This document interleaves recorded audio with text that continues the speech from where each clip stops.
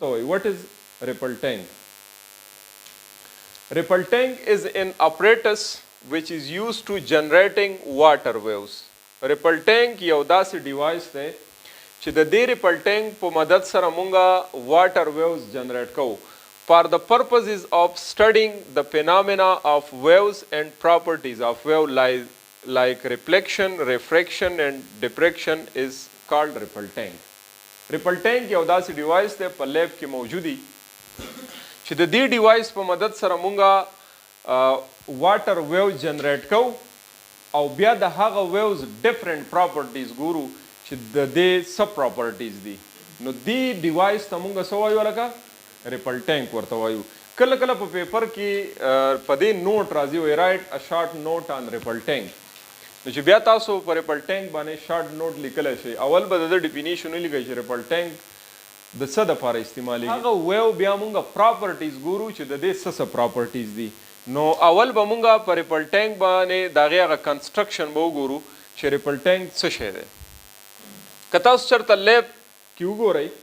نو ریپل ټینک دا کوم ډایګرام چې تاسو ته ښکاري دا زموږ سره ریپل ټینک دی په دې ریپل ټینک کې دا چې دی دا یو ټری دی دا څه شی دی دا یو ټری دی په دې ټری کې دننه اوبه پرتې دي څه دي پکې لکه اوبه پکې پرتې دي او دا ټری د دې خپو په مدد سره یو ټیبل ټایپ یې ته جوړ کړی د دې خپو په مدد سره دا ټیبل ټینګ دی ټیک شو ټیک ده که نه لګه بیا په دې که تاسو ته داسې ښکاري نو دا د لرګي نه یو د دې مارکر په شان یو څیز دی او د پاسه داسې لګېدلی فټ شوی او په د دې سره موټر لګېدلی او د هغه موټر نه یو نیډل دا دی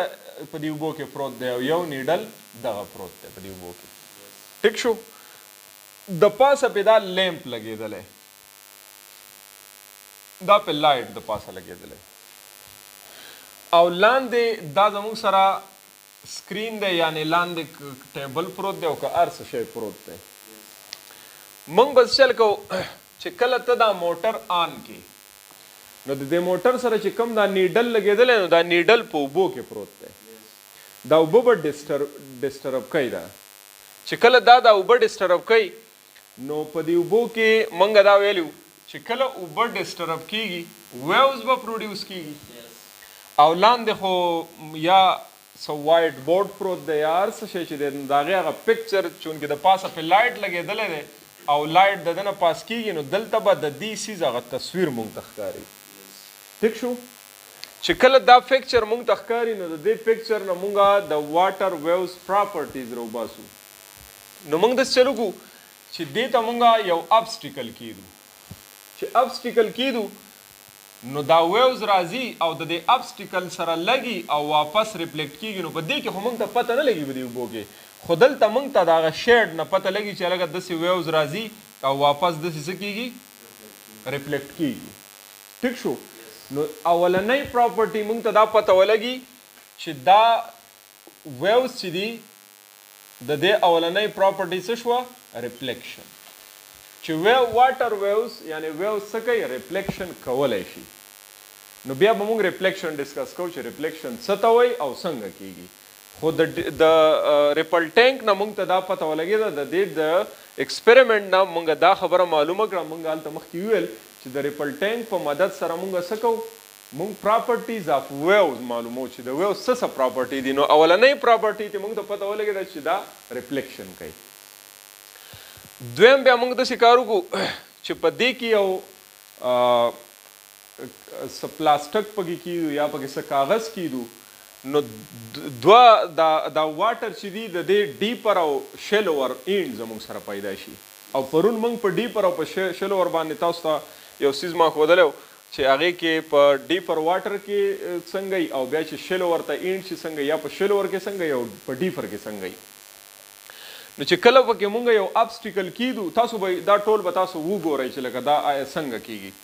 ون بای ون چې کله زه دا ډسکس کوم چې ریفلیکشن په ریفلیکشن کې به هم د هغې ویډیوز تاسو وګورئ په ریفریکشن کې به هم وګورئ په ډیفریکشن کې به هم وګورئ خو دلته به زه هسې جنرالي باس کوم چې د دې مقصد څه دی یا دا سره لپاره استعمالیږي چې کله مونږ دغه میډیم کیدو نو ویوز چې کله د شل اور واټر نه راشي او د ډیپر ته انټر کیږي نو تاسو به وګورئ بینډینګز کیږي ویو داسې را روان دي فرض کا نو چې کله د بل میډیم ته انټر کیږي نو داسې به کږي نو د یو میډیم نه بل میډیم ته چې کله ویو انټر کیږي نو دا بینډ کیږي ری پروسس ته وایي ریفریکشن نو دویمه پراپرټي به پکې موږ دا ډسکس کوو او دریم نمبر مونږ داسې چلو کوو چې په دې ټریک کې دوه ابسټیکل کیدو لږ سورې پکې پریدو نو چونکې موږ ته خو لاندې دا کم چې د دې لاندې سیز دی موږ ته د دغه د پاسه چې په لایټ لګي او دا لاندې چې کم موږ ته د هغې هغه شکل ښکاري د هغې هغه شیپ د هغې هغه پکچر چې موږ ته کم ښکاري د دې پکچر نه دا سیزونه موږ دغه کوو چې کله دا ویوز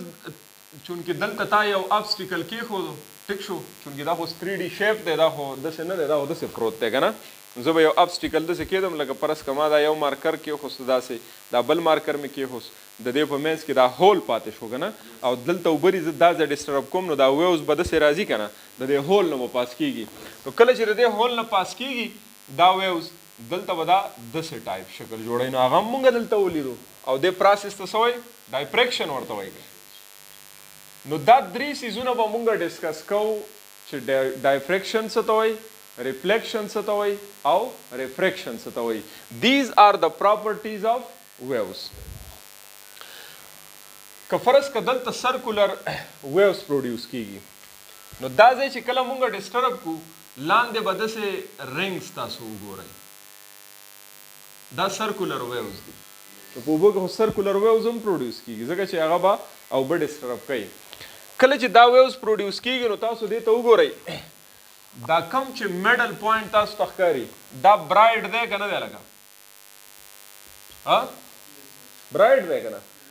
بیا دا ځای ډارک دی که نه دا سره ډارک دی نو یو ځل برایټ بیا ډارک بیا برایټ بیا ډارک بیا برایټ بیا ډارک اوس دا ډارک او برایټ تاسو ته ولې ښکاري دا ډیو ټو کرسټ اینډ ټرف په دې اوبو کې چې کم ویوز پروډیوس کیږي نو کرسټ پیدا کیږي او ټرپ پیدا کیږي نو دا کم چې کرسټ پیدا کیږي او کم چې ټرپ پیدا کیږي نو اول به هلته چونکې په لایټ لګي نو لایټ ته به کرسټ مخامخ کیږي څوک به مخامخ کیږي کرسټ به مخامخ کیږي نو کله چې لایټ ته کرسټ مخامخ شي نو دی به لایټ کنورج کوي او چې کله ټرپ مخامخ شي دی به لایټ څه کوي ډایورج کوي به نو چې په کوم ځای کې لایټ کنورج شو هغه ځای به څنګه ښکاري چې په کوم ځای کې لایټ کنورج شي هغه ځای به لکه کنویکس او کنکیو لینس خو به مو اورېدلي وو که نه د کنویکس لینس کار څه دی د electric motor car دا دی to vibrate the wooden bar and the metal sphere in order to generate water waves په دې ځای کې دا کم دا ورکوټه کم موټر چې لګېدلی دا یو نو دا کم چې ورسره دا لرګی لګېدلی دا لرګی چې موټر سټارټ شي نو دا لرګی او دا موټر داسې لګېدلی دا لرګی دی او د پاسه به دا موټر لګېدلی چې دا موټر سټارټ کړي نو دا لرګی رسې خوځوي د دې لرګي سره هلته هغه نیډل لګېدلی نو هلته هغه نیډل وایبریټ کېږي او لاندې اوبه ډسټرب کېږي دا ووډن بار دی ټو جنریټ پلین ویوز شي میټل سپیر دی دا نیډل چې کم لګېدلی نو ټو جنریټ سرکولر ویوز دا کم د میټل سپیر چې دی دا سرکولر ویوز پروډیوس کوي کم سپیر چې په دې اوبو کې دی دا کم قسم ویوز پروډیوس کوي سرکولر ویوز پروډیوس کوي stroboscope دلته لګېدلی it is easier to see the wave pattern through the stroboscope as the pattern will appear stationary when the frequency of the wave same as the frequency of the stroboscope اوس په دې باندې مونږ څه کوو په اسانۍ سره دا پیټرن مونږ ابزرو کولی شو ښه دلته وګورئ د پاسه لایټ لګېدلی دا زموږ سره څه دی لکه لایټ لګېدلی دی او دا کلر دا بلو کلر چې تاسو ته ښکاري دا څه دي اوبه دي دا زموږ سره څه پروډیوس دا ویوز دی ټیک شو چې کله کرسټ مخامخ دی لایټ ته دا وګورئ لایټ چې کله په کرسټ باندې لګېدلی نو دلته یې دا ځای برایټ کړی دی دا سره برایټ دی او چې کله د ټرپ نه لایټ پاس شوی نو دا ځای څه دی لکه دا ډارک دی بیا برایټ دی بیا ډارک دی بیا برایټ دی بیا ډارک دی بیا سره برایټ دی بیا ډارک دی. نو تاسو وګورئ کرسټ چې کله لکه کوېسچن راځي دا په ذهن کې چې لاندې دا برایټ او ډارک ریجن څنګه جوړیږي. نو دا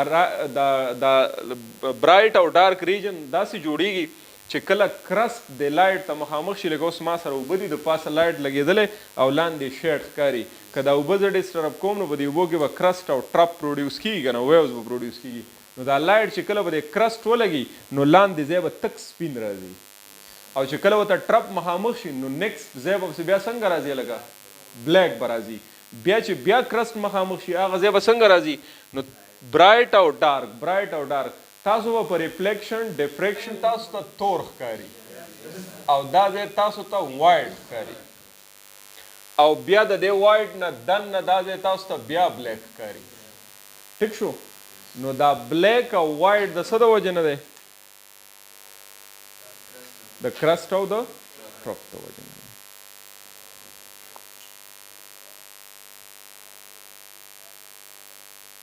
اوس به آی تھنک تاسو ډېر ښه کلیر لیدلی.